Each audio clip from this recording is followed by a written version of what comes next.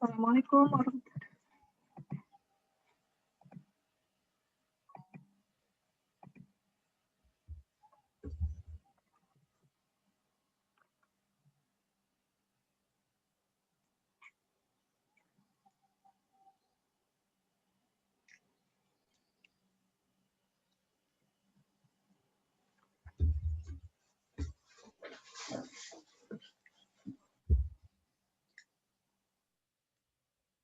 Halo, selamat siang semuanya.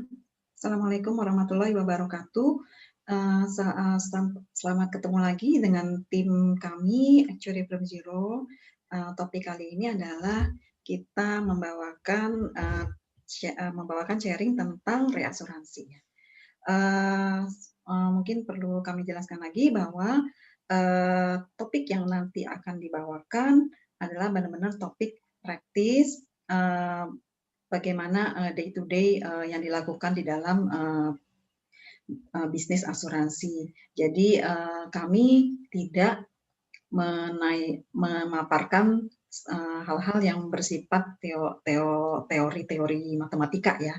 Walaupun ada, tapi benar-benar yang dipakai di praktis sehari-hari. Oke, oh ya, nanti setelah pemaparan, teman-teman kita akan bagikan polling, nanti silakan mengisi, kemudian nanti kita akan ada screenshot. Nanti kalau ada teman-teman yang mau bertanya, silahkan chat, atau kalau memang mau ditanyakan langsung, nanti boleh juga ya di on videonya. Oke, saya mulai saja dengan saya sharing screen ya.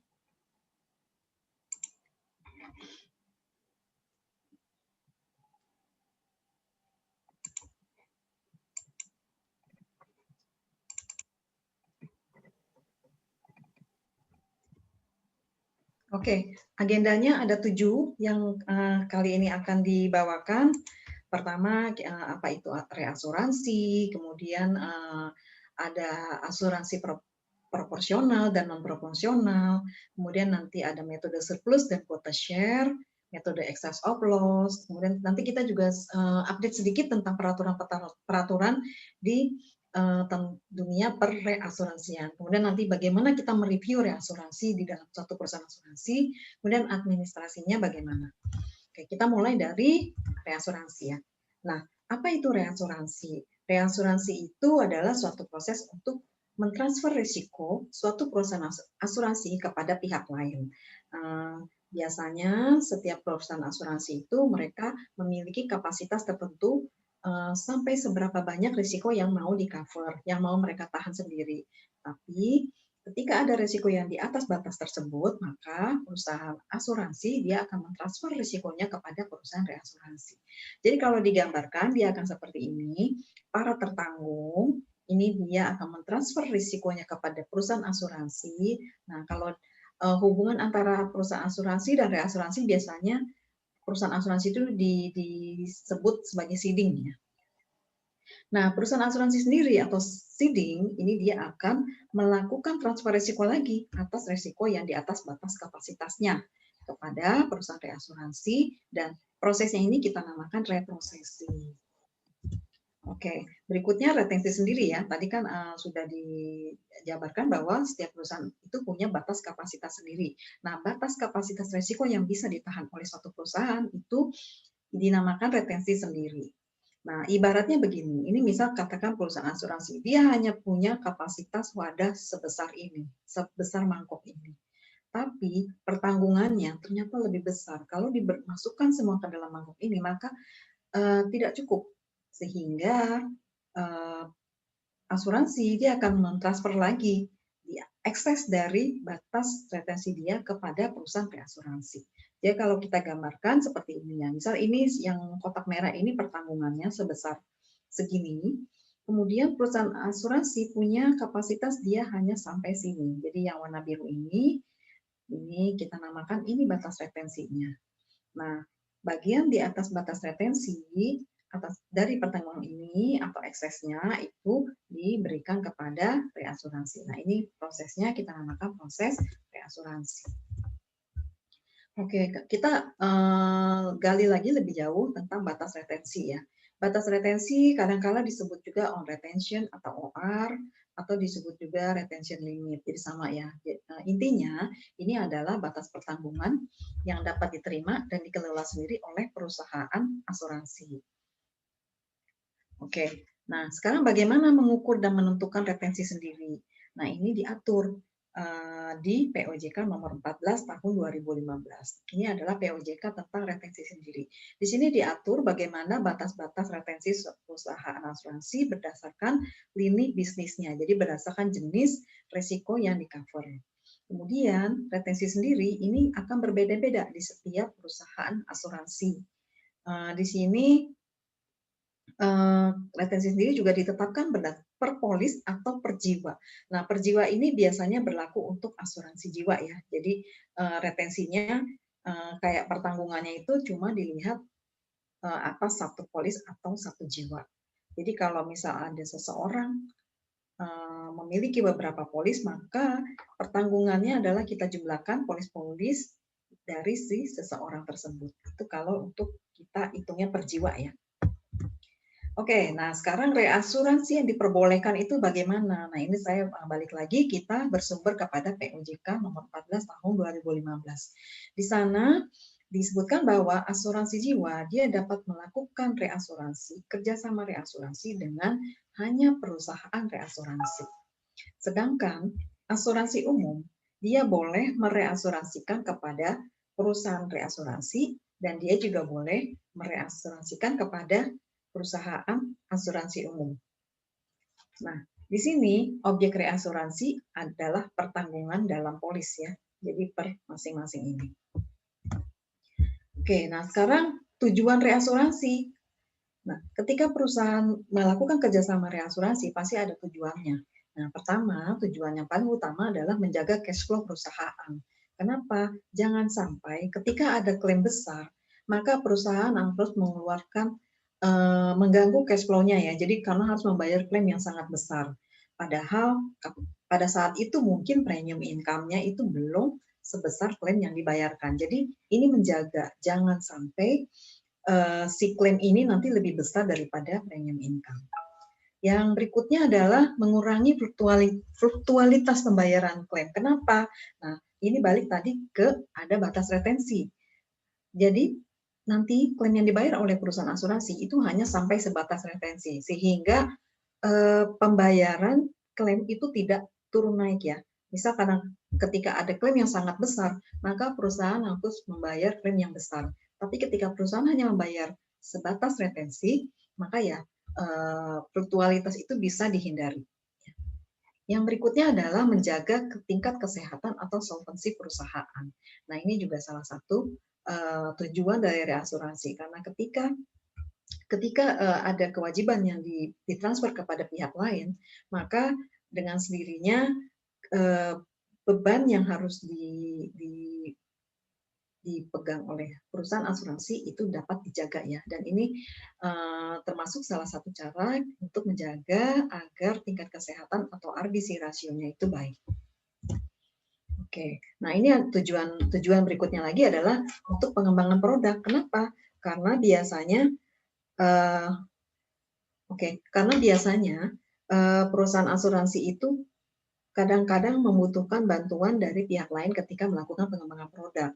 Karena bisa jadi dalam hal keterbatasan SDM atau tidak ada pengalaman sama sekali.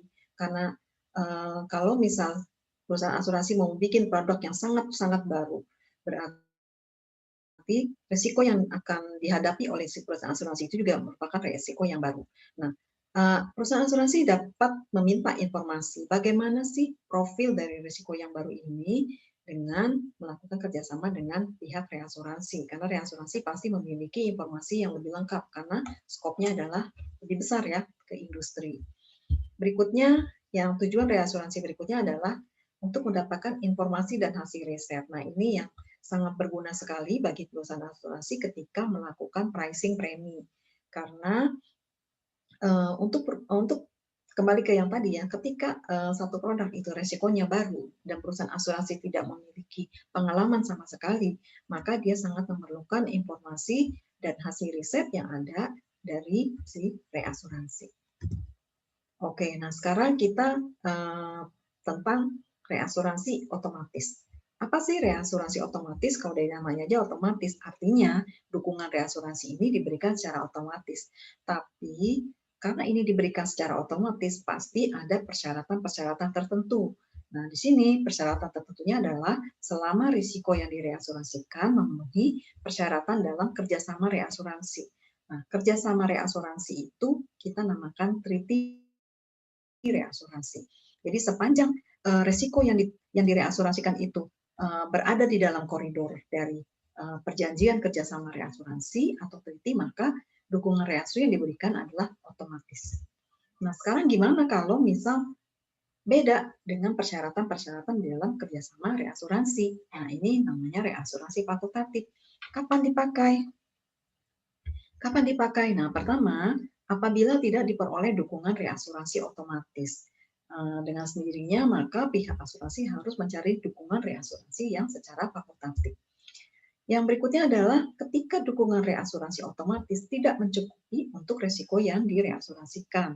Misalkan kerjasama reasuransi berjalan di mana batas yang risiko yang hanya dapat diakomodir oleh perusahaan reasuransi katakanlah misal hanya 10 miliar. Ketika ada risiko di atas itu, maka risiko itu tidak bisa lagi ditanggung berdasarkan secara reasuransi otomatis, tapi harus secara fakultatif. Nah, kemudian kapan lagi kita menggunakan reasuransi secara fakultatif? Ketika terjadi perbedaan visi, perbedaan persyaratan.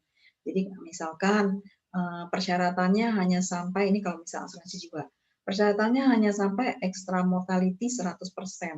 Ternyata ada case di mana extra mortality-nya 200%, sehingga tidak bisa di-cover berdasarkan reasuransi otomatis. Nah, ini juga contoh ya. Kemudian berikutnya adalah kapan kita menggunakan reasuransi fakultatif adalah ketika risiko yang akan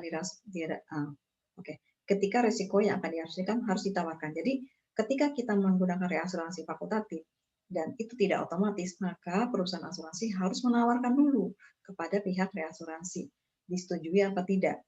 Apabila disetujui, maka barulah pertanggungan tersebut bisa direasuransikan. Oke, sampai di sini sekilas tentang reasuransi. Apakah ada teman-teman yang mau bertanya sampai di sini? Aku rasa tidak ya.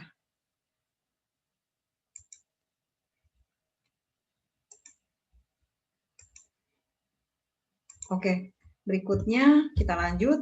Nah, ini reasuransi. Ini ada typo ya. Harusnya reasuransi proporsional ya, bukan asuransi. Typo. Oke, sekarang penjelasan mengenai reasuransi proporsional dan non-proporsional. Apa sih definisi dari reasuransi proporsional? Nah, ini beberapa poinnya. Kalau reasuransi proporsional, maka pihak seeding atau pihak perusahaan asuransi, dia harus memberikan data polis atau peserta yang direasuransikan kepada pihak reasuransi. Jadi harus benar-benar per masing-masing individu itu datanya disampaikan kepada pihak reasuransi. Nah, yang kedua adalah setelah pihak reasuransi menerima data atas peserta atau atas cover yang direasuransikan, maka pihak reasuransi akan melakukan asesmen terhadap risiko dari masing-masing polis atau peserta, yaitu untuk menghitung proporsi risiko yang ditanggung. Jadi si reasuransi dia akan menghitung dari data-data yang diterima, data-data yang direasuransikan yang diterima, itu berapa sih porsi yang menjadi risiko dari pihak reasuransi. Kemudian di sini ketika terjadi klaim, maka pihak seeding dan pihak reasuransi dia akan membayar sesuai proporsi masing-masing. Jadi ini yang sangat jelas sekali bahwa arrangement reasuransinya adalah proporsional. Jadi benar-benar pembayaran klaim sesuai dengan proporsi dari masing-masingnya. Nah, sekarang ini contoh ya, ilustrasi. Jadi misalkan perusahaan asuransi dia punya beberapa polis-polis, kemudian polis-polis ini direasuransikan kepada perusahaan reasuransi, maka data masing-masing polis inilah yang disampaikan kepada pihak reasuransi. Kenapa? Karena ini tadi proporsional ya, jadi benar-benar per individu data disampaikan kepada pihak reas dan objek reasuransinya adalah polis. Nah, kemudian kita ke model reasuransi yang non proporsional. Di sini kalau dia arrangementnya reasuransi non proporsional, maka pihak seeding atau pihak asuransi dia tidak perlu memberikan data dari setiap polis atau tanggung yang direasuransikan kepada pihak reasuransi. Atau ini kita kadang-kadang bilang datanya bulk ya atau gelondongan. Kemudian yang berikutnya, pihak reasuransi pun karena tidak memiliki data per individu, maka dia juga tidak melakukan asesmen terhadap individu. Asesmennya adalah terhadap total klaim saja atau total kerugian yang berada di atas batas referensi dari si seeding. Nah, ketika terjadi klaim, apabila arrangementnya adalah non proporsional, maka pihak reasuransi hanya mengcover risiko yang di atas batas referensi saja. Dan seeding, dia harus menanggung semua klaim atau loss yang terjadi sampai batas tertentu atau sampai batas retensi sendirinya. Oke, nah ini lanjutan lagi. Tadi kan sempat dibahas tentang data bulk atau data gelondongan ya. Itu apa sih gitu ya?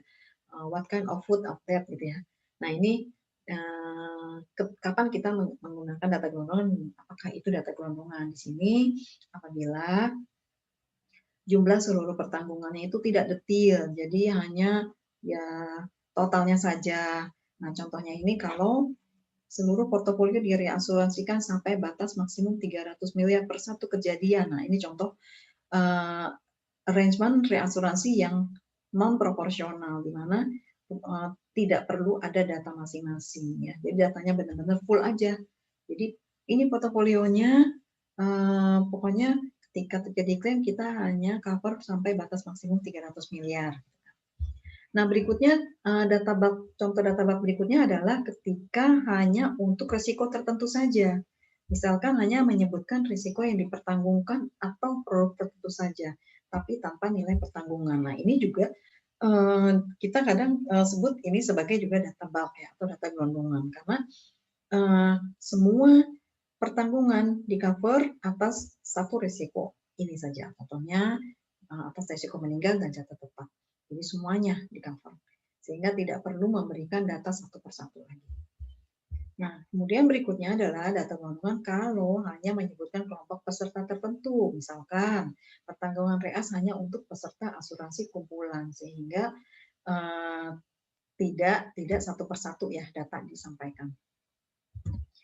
Oke, nah selanjutnya lagi nih ilustrasi untuk reasuransi non proporsional. Kalau kita balik lagi ke tadi yang reasuransi proporsional, nah, objek reasuransi adalah polisnya. Kalau non proporsional, objek reasuransinya adalah loss atau kerugian dari si seeding. Jadi contoh ini perusahaan asuransi atau seeding, dia punya polis-polis, kemudian dia reasuransikan dengan arrangement yang non proporsional atau perusahaan reasuransi, maka total kerugian aja yang di cover. Jadi tidak melihat satu persatunya. Oke, nah ini adalah untuk contoh per masing-masing ya. Kalau reasuransi proporsional dan reasuransi non proporsional ini adalah contoh-contohnya. Kalau proporsional itu contohnya adalah treaty reasuransi untuk polis individu dengan metodenya surplus. Atau sama treaty reasuransi untuk polis individu tapi metodenya quota share. Nah, tentang metode nanti kita akan bahas di slide berikut ya. Ada surplus dan ada quota share. Nah, ini kalau yang non proporsional, di sini contohnya adalah treaty yang metodenya pakai XL atau excess of loss. Kemudian treaty katastrof itu juga modelnya non proporsional karena perusahaan asuransi tidak memberikan data individu ke pihak reas. Kemudian ada lagi kalau model reasuransinya adalah metode stop loss. Jadi perusahaan reas hanya menanggung sampai batas tertentu, di atas itu menjadi tanggungan dari si seeding atau perusahaan asuransi. Oke, nah ini ada contoh lagi untuk reasuransi yang proporsional ya. Kalau tadi kita non proporsional, ini contoh untuk yang proporsional. Nah ini contohnya yang tadi kan untuk kita tadi udah sebutkan contoh-contoh dari untuk yang proporsional adalah treaty reasuransi dengan metode surplus untuk polis individu. Nah di sini objeknya adalah setiap polis individu dengan nilai pertanggungan di atas retensi sendiri. Nah ini contohnya apa sih yang direasuransikan? Ketika uang pertanggungannya di atas retensi sendiri, maka ini dia akan direasuransikan. Tapi ketika uang pertanggungannya di bawah retensi sendiri atau masih dalam kapasitas pihak asuransi atau seeding, maka itu tidak direasuransikan. Ini kalau surplus ya modelnya. Sekarang bagaimana kalau metodenya quota share? Di sini setiap polis direasuransikan sebesar X%. X% tergantung dari perjanjian kerjasamanya ya, berapa persen kepada reasuransi, berapa persen ditanggung oleh si pihak seeding. Nah, ini contoh polis A sebesar X%. Ini tadi kan janjiannya direasnya sebesar X%. Maka polis A sebesar X% dia akan direasuransikan. Polis B juga akan direasuransikan sebesar X%. Jadi semua polis itu akan direasuransikan. Nah, ini contoh untuk yang non proporsional tadi ya, excess of loss. Ini di mana perusahaan reasuransi hanya membayar porsi klaim di atas nilai kerugian. Jadi kalau misal loss-nya atau klaimnya, total klaimnya di atas batas excess of loss, maka itu menjadi risiko dari si pihak reasuransi. Tapi ketika dia lebih kecil dari batas excess of loss-nya, maka itu tidak menjadi bagian dari yang direasuransikan. Kemudian stop loss ya, ini mirip-mirip juga stop loss. Jadi perusahaan reasuransi hanya menanggung klaim jika di bawah nilai tertentu. Jadi kalau misal loss-nya itu di atas, maka dia tidak direasuransikan. Tapi kalau loss-nya di bawah batas stop loss, maka ini akan direasuransikan. Ini mirip-mirip lah ya. Oke, kita sudah selesai di bagian kedua. Kayaknya teman-teman udah nggak ada pertanyaan ya. Lisi ada pertanyaan nggak ya? Coba aku cek ya.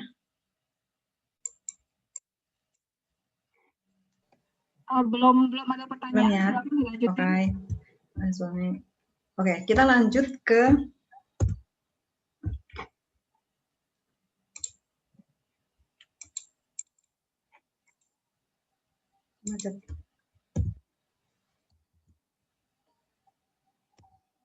Oke, berikutnya adalah metode surplus dan quota share. Di sini kita akan gali lagi apa itu metode surplus, apa itu metode quota share. Nah, pertama kita ke metode surplus. Di sini karakteristiknya pertama, metode surplus adalah masuk kategori dari reasuransi proporsional ya. Tadi sudah disebutkan ini adalah salah satu contohnya tadi ya. Kemudian kalau hanya polis dengan pertanggungan di atas retensi sendiri yang direasuransikan. Ini kalau surplus ya. Jadi ketika di bawah batas retensi maka itu tidak perlu direasuransikan. Dan ini biasanya berlaku untuk polis-polis yang individu karena memang dilihat satu persatu. Contoh, ini ada Mr. X, dia punya satu polis dengan uang pertanggungan 300 juta dan si perusahaan asuransi memiliki retensi sebesar 200 juta. Maka yang direasuransikan adalah sebesar 100 juta. Saya rasa ini gampang ya dimengerti. Nah, sekarang ini kalau seseorang punya multiple polis ya. Mr. X dia punya polis dengan uang pertanggungan 100 juta. Tadi retensinya berapa? 200 juta. Dan ini angkanya masih di bawah retensi ya. Sehingga ini tidak direasuransikan karena di bawah retensi sendiri. Kemudian dia beli lagi polis kedua. Nilai uang pertanggungannya sebesar 125 juta. Jumlah dari kedua polis ini adalah 225. Karena retensi sendiri 200 juta, maka yang 25 jutanya yang direasuransikan. Jadi yang di atasnya ya, di atas batas. Kemudian beli lagi polis ketiga dengan uang pertanggungan 100 juta. Di sini akumulasinya udah 325 juta. Retensi 200 juta berarti kan ada 125 yang direasuransikan. Tapi kan 25-nya sudah direasuransikan terlebih dahulu ya. Sehingga dari polis ini 100 jutanya semua direasuransikan. Jadi kita tidak melihat ke masing-masing.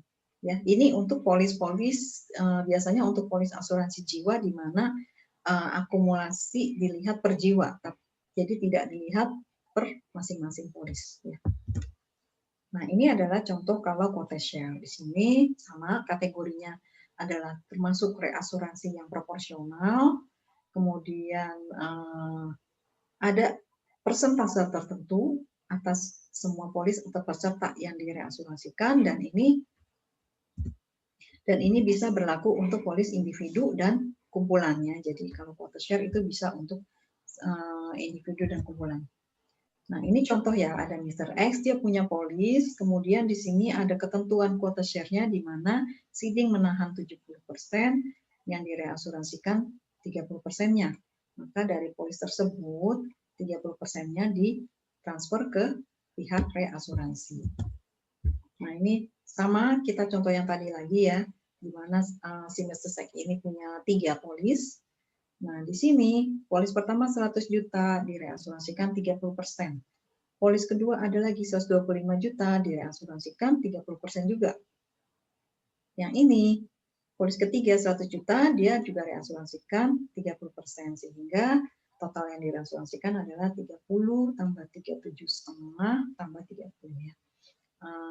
Jadi itulah yang membedakan. Kalau tadi di surplus kita benar-benar lihat sampai batas, di atas batas semua langsung ditransfer kepada pihak reasuransi. Tapi kalau ini benar-benar masing-masing pihak ada porsi yang direasuransikan. Oke, sampai sini so far so good, lancar ya. Kita lanjut ke metode excess of loss. Nah, ini salah satu contoh tadi ya, reasuransi yang kategorinya adalah non-proporsional. Nah, di sini sama ya. Jadi, objek reasuransi adalah kelebihan nilai kerugian. Jadi, kalau misal ada batas retensi, kemudian nilai kerugiannya di atas itu, maka dia barulah ditransfer kepada pihak reasuransi atau eksesnya ya. Nah, ini excess of loss ini biasanya tidak dipakai untuk individu, tapi dipakai untuk kumpulan. Jadi biasanya atas sekelompok portofolio atau portofolio tertentu atau seluruh portofolio dari perusahaan asuransi. Nah, ini ada contoh ya, misalkan perusahaan asuransi dia arrangementnya excess of loss dan dia punya retensi 50 miliar. Contoh ini ya. Kemudian dia ada nilai kerugiannya 150 miliar, maka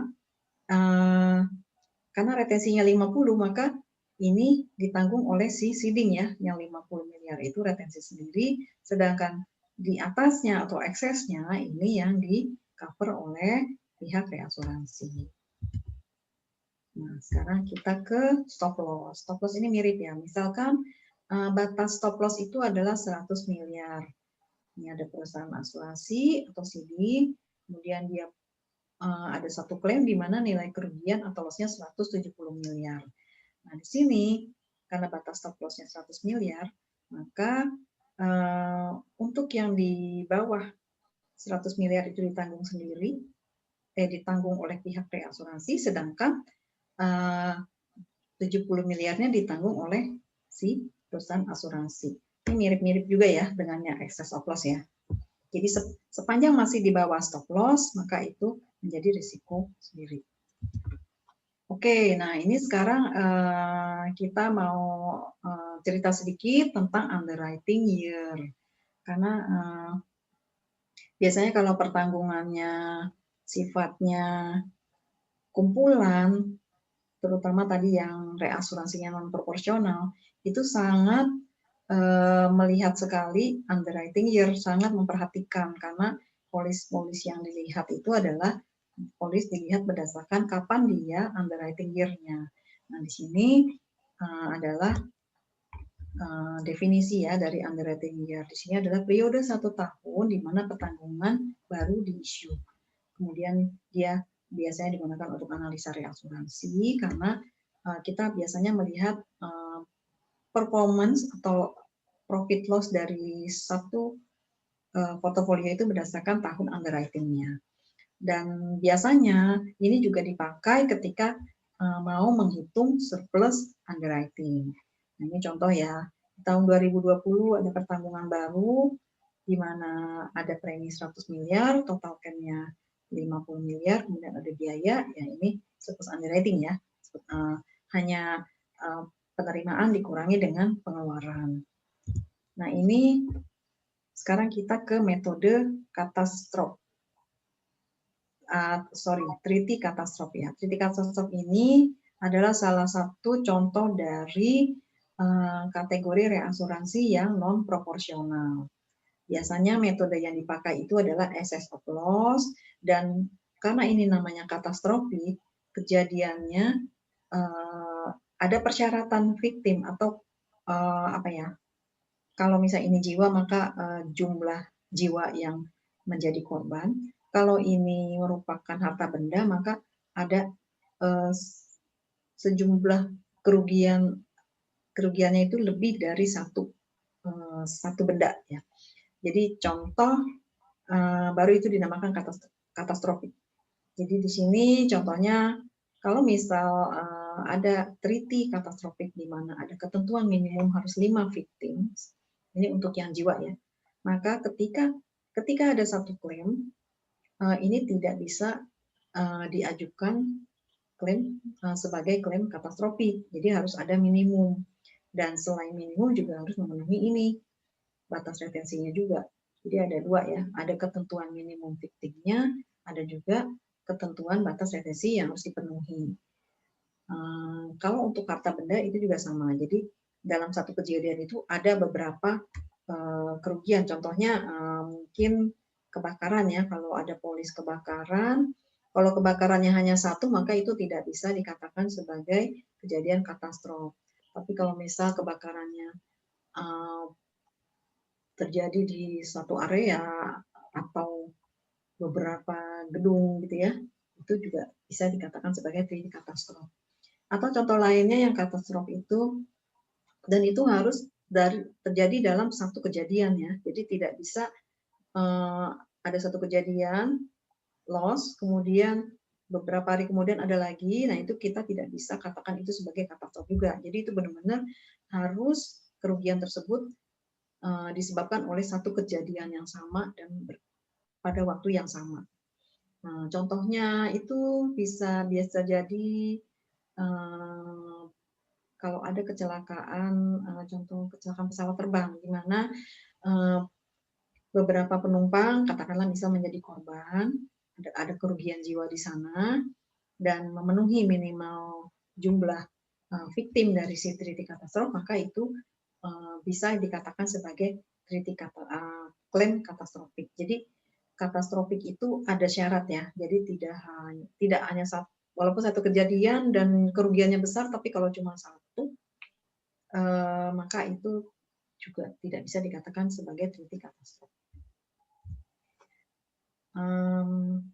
Kita agak cepat ya, kayaknya teman-teman di sini udah pada ini ya, udah pada mengerti bagaimana proses reasuransi, jenis-jenis reasuransi. Karena kalau nggak salah saya lihat nih ada teman-teman dari pihak reasuransi ya, Alicia ya? Iya, kelihatannya. Banyak ya teman-teman kita semua ya? Iya, jadi udah familiar ya. Oke. Atau boleh nggak saya bantu kasih pertanyaan? Boleh. Iya, nah mungkin teman-teman di sini ada yang belum tahu bagaimana cara menentukan reasuransi apa yang tepat. Misalkan kita punya satu produk, apakah direasuransikan dengan cara surplus, metode surplus, apakah quota share? Itu cara menentukannya gimana? Oh ya, ini yang common ya. Mungkin beberapa perusahaan punya pertimbangan yang lain juga. Tapi kalau yang biasanya, kalau surplus biasanya kita sudah tahu resikonya, dan kita sudah tahu distribusi resiko di portofolio kita, itu biasanya kita berani pakai surplus. Karena contohnya, misal suatu perusahaan rata-rata dari polis-polis yang dia miliki, bukan yang dia miliki ya, polis yang dia cover, itu misal rata-rata pertanggungannya sebesar misalkan 500 juta. Nah, kalau misal kayak gitu, berarti kan perusahaan sudah tahu, oh kapasitas, dan dia mampu membayar klaim apabila katakanlah terjadi banyak klaim, dicek dengan solvensinya, ternyata oke, dengan retensi 500 juta, perusahaan masih bisa menanggung risikonya. Nah, kalau seperti ini biasanya digunakan surplus, karena risikonya sudah perusahaan sudah punya pengalaman, sudah tahu, dan sudah punya distribusinya juga sudah kelihatan, distribusi risiko di portofolionya. Tapi kalau misal risikonya adalah merupakan risiko yang baru, di mana tidak bisa dipastikan distribusi risikonya itu nanti bakal seperti apa, itu biasanya yang kita gunakan adalah metode quota share, yaitu dengan kayak berbagi risiko ya. Jadi porsinya sama nih untuk setiap risiko, si reasuransi dapat porsi, si pihak asuransi juga ada porsi yang ditanggung. Ini kalau misal resikonya kita tidak tahu penyebarannya nanti bakal seperti apa, dan resiko itu juga merupakan hal yang baru bagi perusahaan karena misalkan ini produk baru atau ini produk yang contohnya produk asuransi kesehatan ya. Kalau produk asuransi kesehatan itu agak sulit untuk mengetahui penyebaran resiko di portofolionya ya. Jadi karena sifatnya yang pendek, coverage-nya pendek-pendek, sehingga tahun berikutnya kita belum tahu seperti apa kira-kira distribusi risikonya. Tapi kalau misal pertanggungannya udah jangka panjang dan risikonya perusahaan sudah tahu experience seperti apa, maka itu bisa dilakukan treaty surplus. Kira-kira kayak gitu sih Listia. Tapi bisa jadi perusahaan punya pertimbangan juga yang berbeda ya. Misal mau quota share aja semuanya juga itu keputusan masing-masing sebenarnya. Tapi tetap ya kalau arrangement reasuransi kita harus selalu direview secara berkala ya. Oke, kita lanjut ke berikutnya. Nah, ini yang tentang peraturan reasuransi. Kita update aja. Mungkin teman-teman yang udah di industri sudah mengetahui ya tentang peraturan ini. Jadi kita ada waktu tahun 2015 itu ada POJK nomor 14. Ini adalah POJK tentang retensi dan dukungan reasuransi dalam negeri. Nah, di sini diatur bahwa setiap perusahaan asuransi harus memiliki strategi dukungan reasuransi. Nah, ini wajib ya. Jadi sebelum peraturan ini keluar,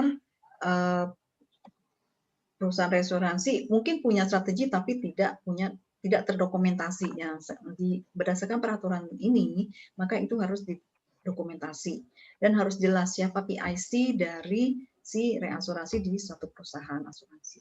Kemudian yang nomor 2 di sini ada berdasarkan peraturan ini, perusahaan asuransi harus memiliki dukungan reasuransi sebesar 100% untuk produk asuransi sederhana. Nah, ini produk asuransi sederhana ini adalah contoh adalah produk yang resikonya sudah jelas ya, contohnya resiko kematian, resikonya sudah jelas dan industri pun ada pengalaman dan perusahaan sendiri juga ada punya pengalaman. Nah, yang ketiga di sini, nah dukungan reasuransi 100% ini dikecualikan untuk produk-produk yang bersifat worldwide atau produk yang untuk multinasional atau produk yang didevelop bersama reasuransi luar negeri.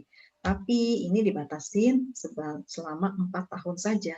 Jadi ketika misalkan satu perusahaan asuransi dia bikin produk yang bersama reasuransi luar negeri dan produk ini adalah produk worldwide, maka dukungan kerjasama reasuransi dengan perusahaan reasuransi luar negeri tersebut hanya bisa dilakukan selama 4 tahun. Setelah itu harus mendapat dukungan reasuransi dari perusahaan reasuransi dalam negeri. Berikutnya lagi, nah kalau ada dukungan reasuransi luar negeri, ini harus mendapat persetujuan OJK. Nah ini yang nomor 5, ini yang tadi ya, bagaimana arrangement reasuransi otomatis dan fakultatif. Jadi di sini diatur kalau asuransi umum dia bisa melakukan reasuransi dengan satu reas dalam negeri dan satu satu asuransi umum, atau kalau dua-duanya reasuransi maka dia bisa juga ya. Jadi minimal dua reas atau satu reas dan satu asuransi umum. Kalau jiwa minimalnya harus dua reasuransi dalam negeri. Nah, kalau asuransi umum syariah, ini ketentuannya sama seperti asuransi umum yang di atas tadi ya. Yang berbeda adalah asuransi jiwa syariah, di mana berdasarkan POJK ini itu berlaku untuk hanya minimalnya satu reasuransi syariah dalam negeri. Kemudian ada lagi aturan di mana setiap perusahaan asuransi umum wajib memiliki katastropik. Nah, ini aturan POJK ini juga mengatur hanya untuk perusahaan asuransi umum ya. Kemudian rating, masalah rating juga diatur berdasarkan POJK ini. Rating kalau menggunakan perusahaan reasuransi dalam luar negeri, maka ratingnya harus minimal itu triple B. Nah, ini turunan dari POJK nomor 14 tadi, itu ada SEOJK nomor 31. SEOJK ini mengatur batas-batas retensi berdasarkan lini usaha. Ini saya nggak baca satu-satu, teman-teman bisa lihat di POJK-nya sendiri, atau di tabel ini juga. Ini sudah saya taruh di sini ya, tabelnya. Nah, ini juga sama, turunan dari POJK nomor 14, di sini ada SEOJK 31, lanjutannya, kalau tadi minimum batas retensi, kalau ini minimum penempatan dukungan reasuransi otomatis dalam negeri ya. Kemudian ada lagi di sini kalau fakultatif. Kalau tadi otomatis, ini yang fakultatif. Nah, POJK itu kan keluar di tahun 2015. Tadi kalau teman-teman ingat ada tuh yang maksimal 4 tahun ya teliti. Nah, maka keluarlah si POJK 2019. Nah, di sini dia mendefinisikan lagi tentang risiko sederhana, disebutkan kalau sebelumnya kan tidak dijelaskan apa sih risiko sederhana itu. Contohnya apa, produknya itu tidak dipaparkan. Nah, kalau di POJK ini dijelaskan apa-apa saja yang masuk sebagai risiko sederhana. Nah, di luar yang didefinisikan di sini dianggap sebagai bukan risiko sederhana. Nah, setelah itu ada lagi yang baru keluar, ini tahun 2020, POJK nomor 39, ini juga perubahan atas POJK yang 14. Nah, di sini diatur bahwa suatu perusahaan asuransi wajib memiliki dukungan reasuransi dalam negeri 100% untuk produk asuransi sederhana. Ini sama ya, mirip-mirip kayak si POJK 14. Kemudian ada cut-off-nya. Setelah 30 Juni 2020, maka dukungannya minimalnya menjadi 50%. Kalau tadi 100, turun jadi 50%. Kemudian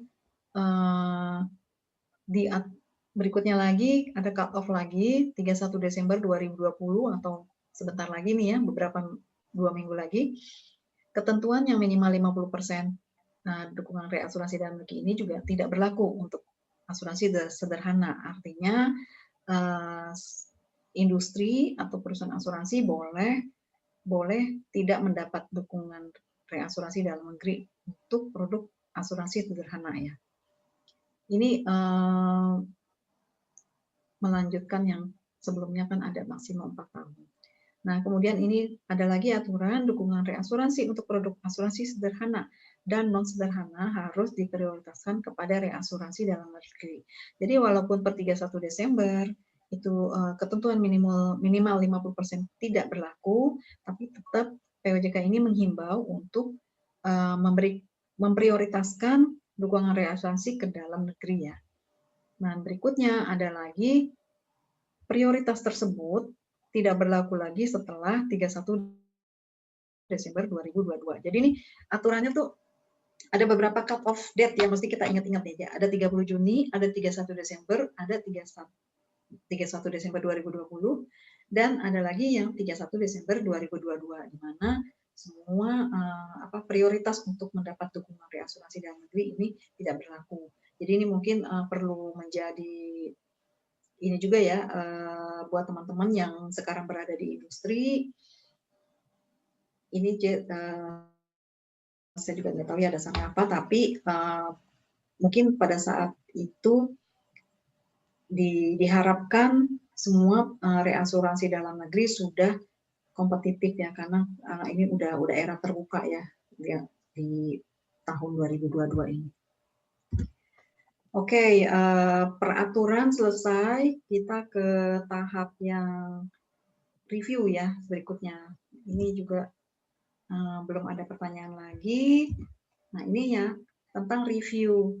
Jadi ketika kita melakukan kerjasama reasuransi itu tetap kita harus melakukan review. Kenapa sih review itu dilakukan? Untuk memastikan bahwa arrangement ini sudah tepat untuk bisnis yang dilakukan. Oke ya. Nah, pertama apa aja sih yang direview? Nah, ini yang direview ini kalau dari saya ini ada tiga area yang perlu direview. Pertama kita mereview retensi sendiri, mereview treaty-nya, jadi agreement-nya kita review lagi. Dan yang terakhir ada mereview panel. Panel reasuransi itu artinya list perusahaan reasuransi mana yang bisa kita lakukan kerjasama. Nah, untuk retensi sendiri ini mungkin periodenya tidak harus setiap tahun ya, karena tergantung portofolio apakah dinamis atau tidak. Atau kalau portofolionya lumayan stabil, maka ini nggak perlu dilakukan setiap tahun gitu ya. Kemudian kalau treaty reasuransi ini mungkin bisa 1 sampai 2 tahun sekali, tidak terlalu sering juga karena balik lagi ke yang tadi ya, karena kita biasanya melihat performance berdasarkan tahun underwriting. Tahun underwriting kalau cuma setahun itu belum fully semua polis-polis yang di-issue di tahun underwriting year yang sama itu sudah selesai ya. Jadi belum kelihatan hasilnya. Kemudian kalau panel reasuransi ini kenapa dilakukan 1 tahun sekali? Karena biasanya ini terkait dengan kualitas dari reasuransi yang kita lakukan kerjasama, dan ini merupakan hal yang penting karena demi mendukung bisnis yang berjalan ya. Nah, untuk retensi sendiri di sini apa aja yang kita lakukan ketika kita mereview. Nah, di sini biasanya kita akan menganalisa apakah retensi sendiri ini masih sesuai dengan profil risiko dari seeding. Nah, balik lagi ke yang tadi ya, apakah misal pertanggungannya masih rata-rata nggak naik-naik banget, ya mungkin retensinya tidak perlu dinaikkan. Tapi kalau ternyata pertanggungannya sudah lebih besar dan kekuatan finansial si perusahaan juga sudah lebih bagus, mungkin perusahaan sudah lebih berani menahan risiko yang lebih besar. Nah, ini juga menjadi pertimbangan ketika kita melakukan review retensi sendiri. Nah, dan ketika kita menganalisa, di sini juga kita melihat dampak finansial jika ditetapkan retensi yang baru. Jadi kalau misal kita biasanya bikin beberapa skenario ya untuk ini. Nah, untuk treaty reasuransi ini apa aja yang kita lihat? Mungkin pertama kita lihat surplus underwriting. Jadi apakah treaty ini memberikan surplus underwriting sesuai dengan yang diharapkan oleh suatu perusahaan asuransi atau seeding. Kemudian kapasitasnya, apakah kapasitas si treaty reasuransi ini dapat mendukung bisnis yang berjalan?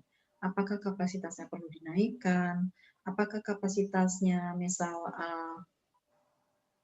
apa sama aja atau ada penambahan lagi resiko yang akan dimasukkan ke dalam treaty. Nah, ini juga masuk ke dalam area yang akan direview. Kemudian yang sangat penting kita juga mereview tarif premi reasuransi. Ini terkait dengan yang tadi ya, yang surplus underwriting. Tapi tetap kita mempertimbangkan juga produk-produk yang direasuransikan ya. Apakah produk-produk itu jangka panjang atau jangka pendek? Karena kalau produknya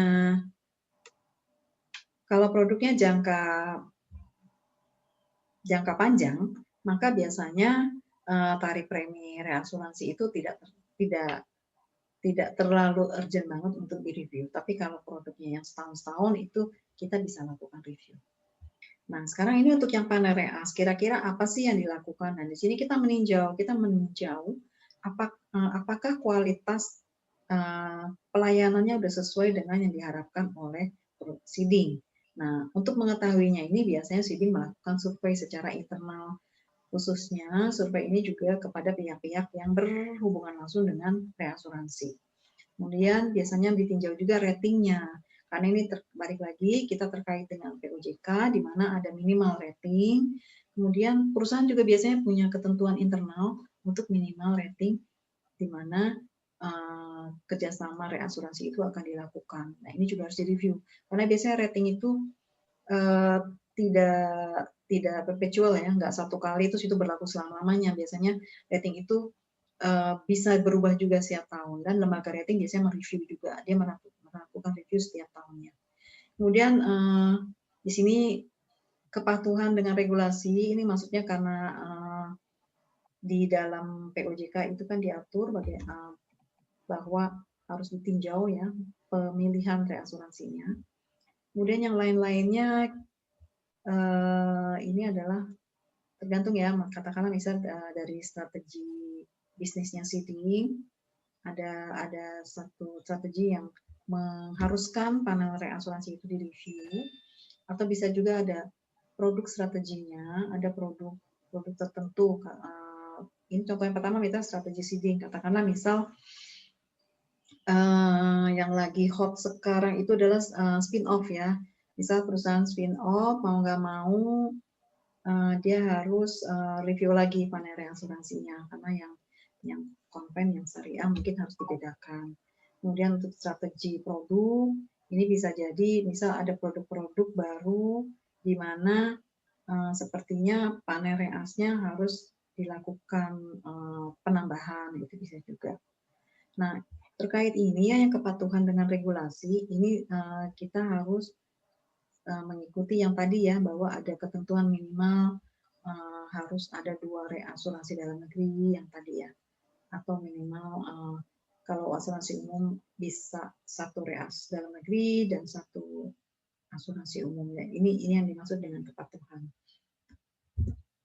Oke, nah ini poin-poinnya ketika kita mereview retensi sendiri. Yang pertama, kita harus menetapkan portofolio yang akan direview retensinya.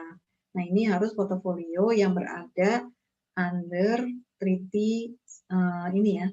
Kalau karena ini retensi sendiri, kita biasanya kita pisahkan antara treaty yang surplus sama treaty yang quota share, karena perhitungannya agak berbeda nanti kalau retensi surplus sama retensi quota share. Jadi pertama kita tetapkan portofolio, apakah kita mau review portofolio tertentu atau semua portofolio. Nah, ini kita tetapkan dulu. Berikutnya kita harus pisahkan metode dari portofolio yang direaskan tersebut ya. Jadi ada yang metode surplus kita pisahin, yang metode quota share kita pisahin, kemudian yang XL, excess of loss ya, ini juga kita pisahkan.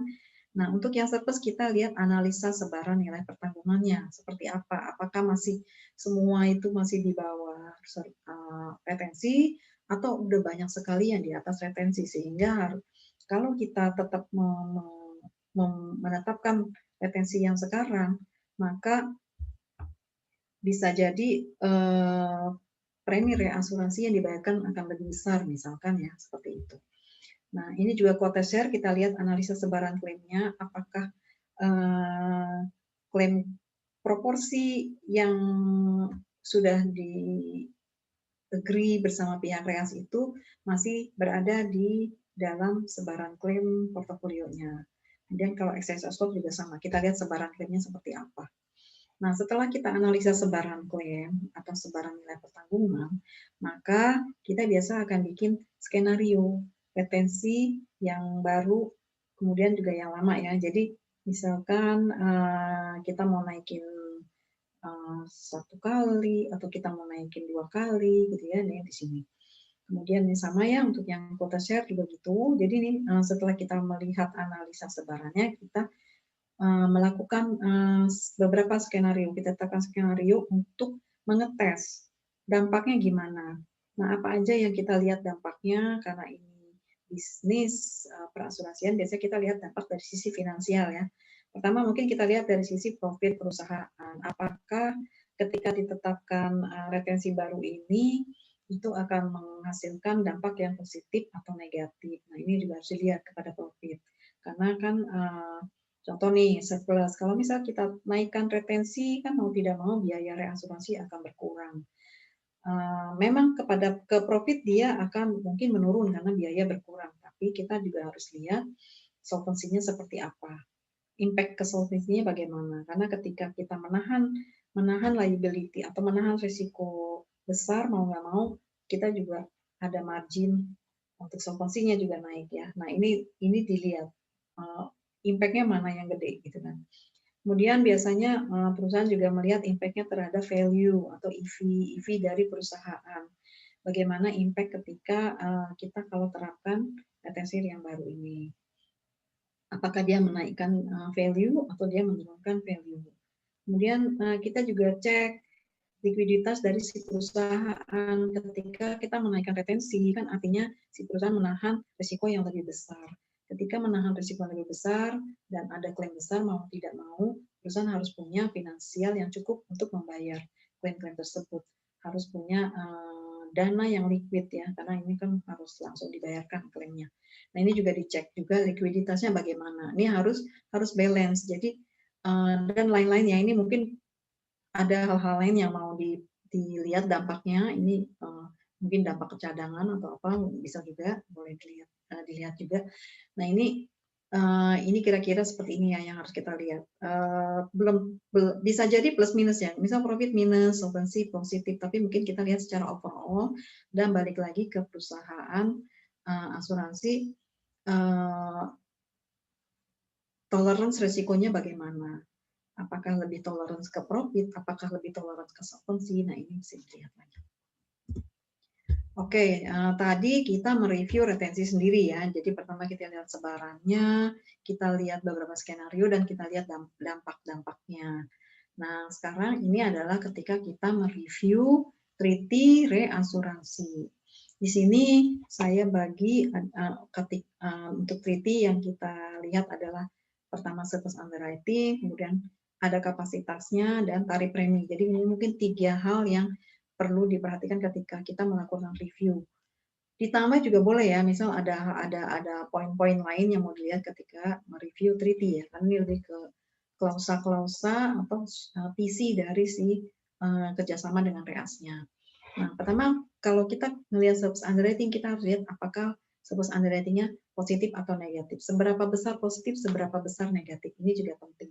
Ketika surplus underwriting-nya sangat besar sekali atau positif sekali, itu artinya kan utility dari si treaty ini tidak terlalu digunakan secara penuh ya. Nah, ketika utility dari treaty ini tidak digunakan secara penuh, biasanya ditinjau lagi apakah perlu, nanti akan nyambung ke retensi mungkin ya, apakah mau diturunkan atau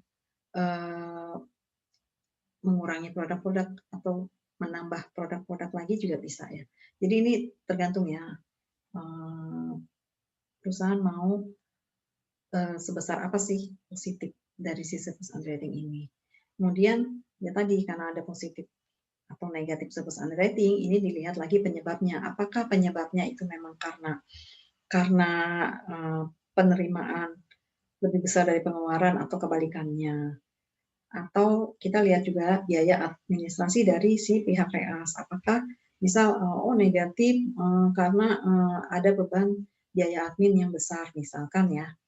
Kemudian ada lagi biaya-biaya treaty, misal ada biaya-biaya treaty yang lain yang sesuai dari si perjanjian kerjasama ini.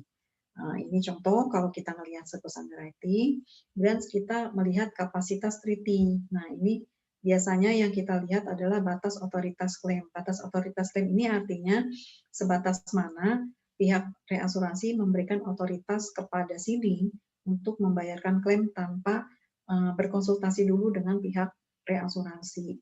Jadi di sini memberikan kebebasan ya, reasuransi akan mengikuti keputusan klaim dari si siding atau asuransi. Nah ini juga dilihat apakah otoritas ini sudah cukup mendukung bisnis atau malah nggak dipakai gitu ya. Nah ini juga mesti dilihat lagi.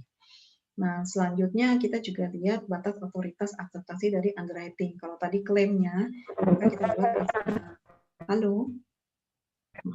Kita lihat juga, oh ada John ya, oh John. Kita lihat juga batas otoritas akseptasi underwriting. Nah ini juga dilihat apakah batas otoritas akseptasi ini kita perlu naikkan atau tidak perlu kita rubah. Kemudian berikutnya lagi mungkin kalau perusahaan asuransi jiwa melihat tabel medisnya.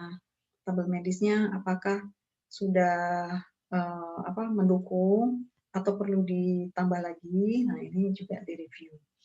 Kemudian kita lihat batas extra mortality. Ini mungkin terkait dengan underwriting ya. Kemudian ketentuan klaimnya bagaimana, exclusion-exclusionnya gimana, seperti itu. Nah ini yang biasanya poin-poin yang dilihat. Walaupun tidak tertutup, kita akan melihat poin-poin lain ya di treaty ini. Berikutnya adalah tarif premi. Nah ini sama ya, tarif premi reasuransi, ini juga kita lihat lagi. Biasanya ini nanti baru kita tahu apakah ini mau dirubah atau tidak ketika kita sudah selesai melakukan experience study ya. Kalau kita sudah melakukan experience study, kita sudah tahu bagaimana mortalita atau morbidity atau rasio klaim kalau itu asuransi umum dari portofolio yang direasuransikan. Kalau misal terdapat gap yang sangat signifikan, entah itu lebih besar atau lebih kecil, maka ini artinya sudah saatnya untuk meninjau lagi apakah tarif premi reasnya dinaikkan atau diturunkan. Kemudian di sini kita lihat juga struktur reasuransi terhadap premi. Nah, maksudnya struktur reasuransi terhadap premi ini yang tadi ya kayak quota share-nya atau bisa jadi reasuransinya kan ada yang menggunakan tarif premi reasuransi, ada juga yang menggunakan ya tarif premi gross-nya. Nah, ini juga perlu dilihat. Kemudian produk baru juga mempengaruhi apakah kita perlu meninjau lagi tarif premi reasuransi. Karena biasanya ini terkait dengan risiko ya. Contohnya misal perusahaan asuransi mau bikin produk baru di mana resikonya sebenarnya bukan risiko yang baru, risikonya sudah ada, sehingga dan tarif preminya juga sudah ada juga ya. Nah ketika produk baru ini dibuat, ini juga harus jadi perhatian ya. Apakah kita mau menerapkan tarif premi reasuransi yang sama atau kita mau menerapkan tarif premi reasuransi yang berbeda. Nah ini juga balik lagi kembali ke pengalaman klaimnya. Jadi kira-kira ini ada 3 hal yang perlu direview, tapi bisa jadi kita juga lebih dari ini ya yang direviewnya. Nah yang berikutnya adalah kita kalau mau mereview panel. Jadi ya. Sorry, ada satu pertanyaan. Oh ya. Bisa jawab dulu. Ingin bertanya mengenai retrocession. Apa yang dimaksud retrocession dan bagaimana ketentuannya? Oh ya. Oh ya, tadi kita menyebut retrosesi, tapi kok belakang-belakang nggak ada lagi gitu ya. Retrosesi itu sebetulnya mirip-mirip dengan proses reasuransi, tapi itu lebih tinggi lagi. Jadi kalau misal perusahaan asuransi, dia mentransfer resiko yang tidak bisa dia tahan kepada pihak reasuransi. Nah, reasuransi sendiri ini punya juga kapasitas. Dan walaupun dia lebih besar dari asuransi, dia kapasitas dia mungkin juga terbatas. Nah, ketika risiko yang ditransfer dari pihak seeding ini di luar batas kapasitasnya, maka reasuransi dia juga akan mereaskan lagi ke pihak lain. Nah, proses ini namanya retrosesi. Jadi retrosesi itu hanya dilakukan oleh pihak reas dengan pihak lainnya. Lainnya itu bisa reasuransi lain, gitu. Jadi bukan dengan seeding ya, dengan perusahaan asuransi. Kalau perusahaan asuransi dia tidak melakukan retrosesi, dia hanya reasuransi. Jadi kira-kira seperti itu jawabannya. Mudah-mudahan cukup ya. Thank you, Silakan lanjutkan. Ya, kita lanjut ke review panel reasuransi. Nah, di sini apa aja sih yang kita lihat ketika kita melakukan review panel ya? Pertama, di sini kita melihat kualitas pelayanan atau service atau support ya dari pihak reasuransi. Kemudian kita akan melihat ratingnya. Rating ini maksudnya rating si perusahaan reasuransinya ya, rating company-nya. Kemudian kepatuhan terhadap regulasi. Nah ini untuk melihat kualitas pelayanan biasanya ada beberapa hal yang kita lihat. Pertama mungkin dukungan teknis yang diberikan dari pihak reasuransi kepada seeding atau kepada perusahaan asuransi itu apakah sudah mencukupi dan bagaimana kualitasnya. Misalkan ini dukungan teknis ini bisa macam-macam ya, dia bisa berupa contohnya dukungan underwriting knowledge atau underwriting support, kemudian bisa juga dukungan product development, itu juga bisa dikategorikan sebagai dukungan teknisnya. Jadi bagaimana kualitasnya.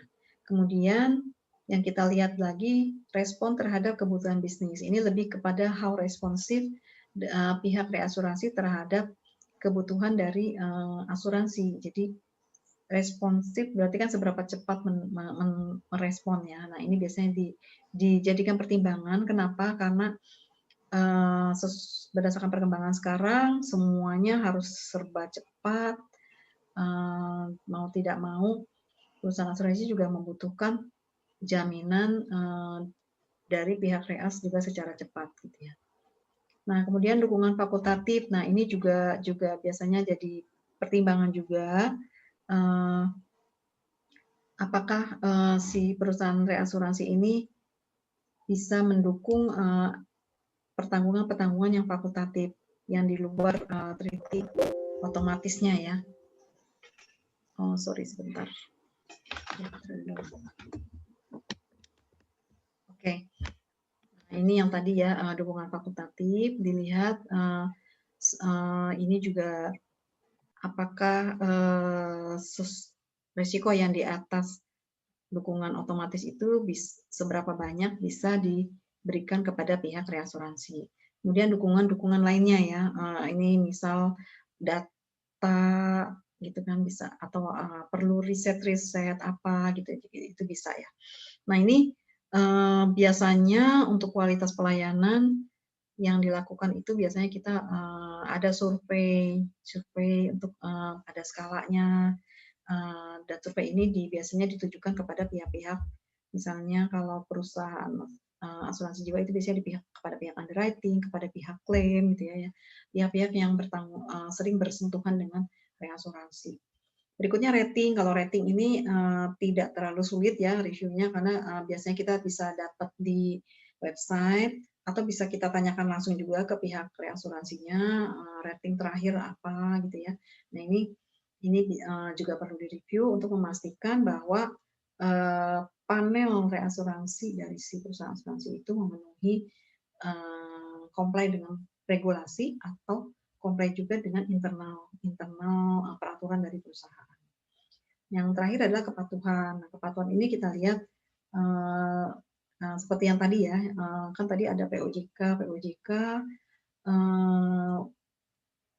kayak tadi harus minimal 50% dukungan reasuransi dalam negeri. Nah, ini juga kan perlu dilihat.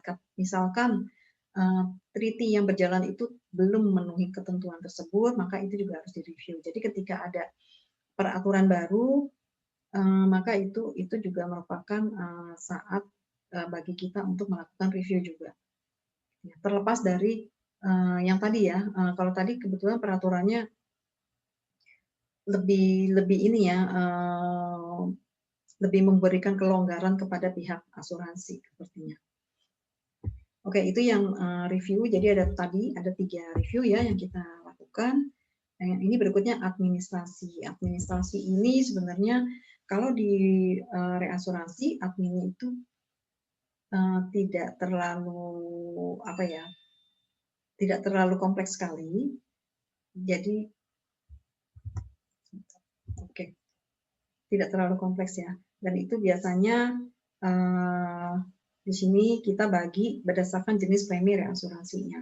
Nah ini pertama untuk reasuransi ada 2 macam premi ya. Pertama premi itu berupa YRT atau Yearly Renewable Term. Yang kedua preminya single.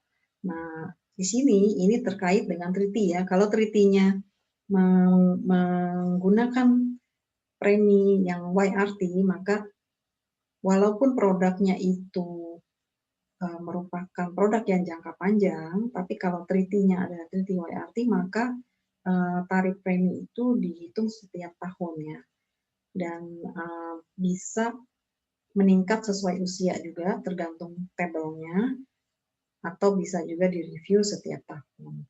Kalau single berarti kan ini hanya satu kali dibayar sekaligus di depan. Untuk saat ini kalau berdasarkan informasi di industri banyak treaty reasuransi itu yang menggunakan premi YRT dibandingkan yang premi single ya. Karena dari sisi mungkin dari sisi admin single itu lebih sederhana, tapi dari sisi risiko mungkin lebih berisiko ya. Oke, kita ke adminnya. Di sini adminnya itu biasanya kalau reasuransi ada yang dilakukan secara bulanan, ada juga yang dilakukan kuartalan atau tribulanan. Nah, bulanan itu adalah biasanya dilakukan perhitungan premi reasuransi. Ini kenapa dilakukan? Karena setiap bulan itu kan perusahaan asuransi harus mengeluarkan laporan keuangan. Nah, salah satu komponen dari laporan keuangan itu adalah utang piutang premi reasuransi, sehingga ini harus dihitung setiap bulan. Kemudian pengiriman datanya itu juga bisa dilakukan setiap bulan, tergantung kesepakatan dengan pihak reasuransi. Nah, kemudian kalau untuk settlement itu biasanya dilakukan secara kuartalan atau tribulanan. Nah, ini sebelum settlement biasanya ada, settlement itu pembayarannya ya, pembayaran. Ini biasanya harus ada konfirmasi dulu, karena sebelum ada konfirmasi maka proses pembayaran itu biasanya tidak bisa dilakukan. Nah, proses konfirmasi sendiri ini juga harus dilakukan rekonsiliasi data biasanya antara pihak asuransi dan reasuransi. Kemudian barulah bisa dilakukan penagihan dan baru bisa dilakukan pembayaran atau settlement. Ini kayaknya slide terakhir. Oke, teman-teman, ya ini sekilas sharing tentang reasuransi. Kalau ada pertanyaan, silakan teman-teman yang mau bertanya. Oke, terima kasih Ira. Boleh teman-teman kalau ada pertanyaan silakan. Kasih beberapa. Ini sangat ini ya, soalnya kalau reasuransi ini tidak banyak buat teman-teman yang sekarang mendalami ilmu matematika atau ilmu aktuaria, mungkin tidak terlalu banyak hitung-hitungannya di sini ya, di presentasi ini. Walaupun sebenarnya ada di dalam sehari-harinya tetap ada yang terkait dengan aktuaria.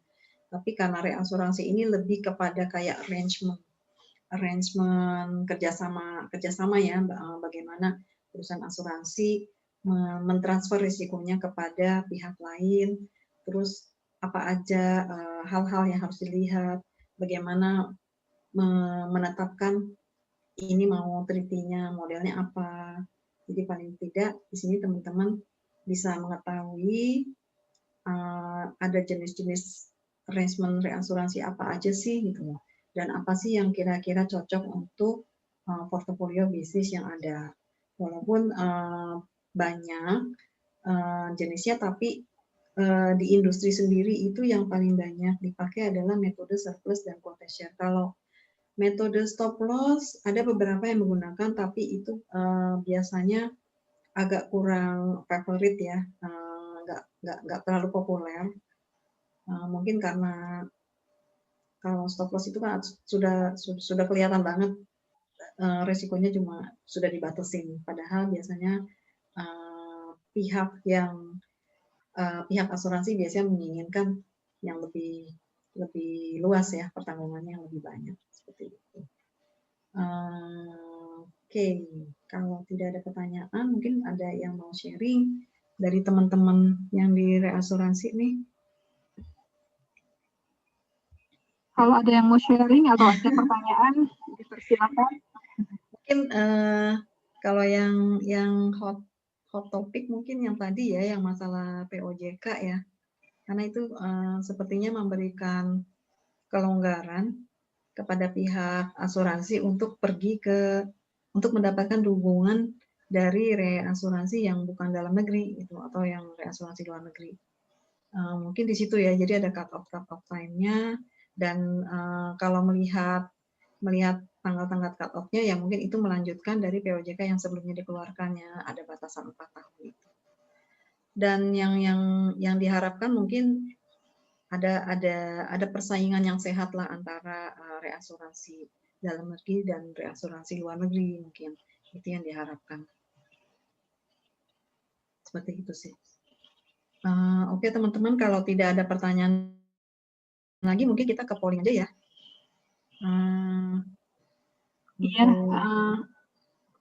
Jadi saya stop share dulu, nanti oke nanti.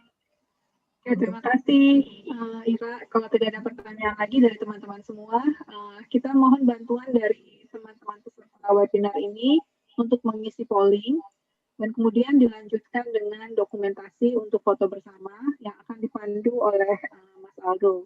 Silakan Mas Aldo. Ya, terima kasih Bu Listia. Sebelum menutup workshop kita pada siang hari ini, akan saya tampilkan polling sebagai bahan untuk perbaikan dan perkembangan kami ke depannya. Dan dilanjutkan dengan sesi dokumentasi untuk menutup rangkaian workshop kita selama 2 minggu belakang ini. Untuk akan saya share sekarang dan akan tampil di layar rekan-rekan semua.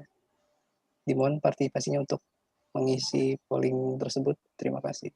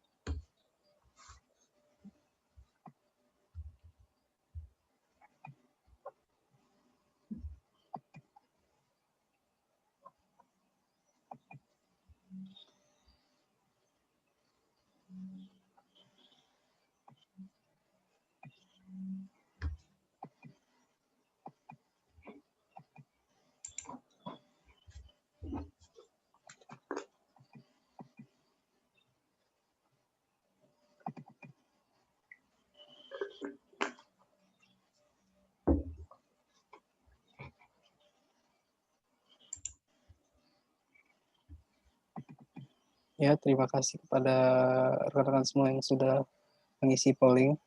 Selanjutnya, untuk sesi dokumentasi, mungkin diberi waktu sedikit untuk teman-teman semua menghidupkan kameranya, turn on-kan videonya.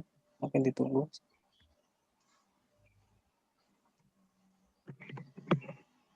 Ya, terima kasih. Mungkin akan dihitung mundur 1, 2, 3. 1, 2, 3. Ya, terima kasih kepada rekan-rekan semua atas partisipasinya. Selanjutnya dikembalikan ke moderator Ibu Listia. Oke, terima kasih rekan-rekan semua atas partisipasinya mengikuti webinar series Actuary from Zero. Ini adalah sesi terakhir dari webinar kita dengan topik reinsurance. Dari topik utama text from actuary, artinya adalah pendekatan atau pengenalan dari dunia aktuari, di mana kita mengenalkan 3 fungsi utama dari aktuaris, seorang aktuaris. Yang pertama mengenai cadangan premi, jika teman-teman ingat. Yang kedua mengenai penetapan tarif premi atau product pricing, dan kali ini adalah mengangkat tema reinsurance. Semoga 3 topik kami yang kami sampaikan dalam webinar Actuary from Zero ini dapat membantu teman-teman semua yang nantinya akan berniat ya untuk bagi rekan-rekan semua yang saat ini masih jadi mahasiswa ya, belum mulai bekerja. Semoga presentasi kami akan membantu teman-teman semua yang memang nantinya berminat untuk terjun ke dunia asuransi sebagai seorang aktuaris. Dan juga mudah-mudahan akan membantu juga materi kami ini bagi teman-teman semua yang memang sudah bekerja di dunia asuransi, khususnya di bidang aktuaria. Oke, semoga membantu. Sekali lagi, sebenarnya ini sangat luas sekali ya pengetahuan aktuaria ini, dan ini adalah tidak teori seperti yang disajikan di dunia perkuliahan, tapi ini lebih ke praktikal, bagaimana nantinya setelah terjun ke profesi aktuari akan lebih mudah bagi teman-teman semua untuk mempraktekannya. Oke, sekali lagi kami ucapkan terima kasih atas partisipasi rekan-rekan semua. Semoga membantu dan semoga kita dapat bertemu kembali di webinar berikutnya. Kami juga akan menyediakan topik lain, yaitu mengenai experience tadi, yang sangat penting juga. Ini adalah role yang penting juga bagi seorang aktuaris dalam melakukan experience tadi. Karena semua experience tadi ini nantinya akan digunakan untuk men-setting best estimate assumption yang akan digunakan dalam analisa atau perhitungan aktuaria, baik itu product pricing, cadangan premi, maupun analisa aktuaria lainnya. Oke, terima kasih rekan-rekan semua. Assalamualaikum warahmatullahi wabarakatuh. Terima kasih, selamat siang. Assalamualaikum.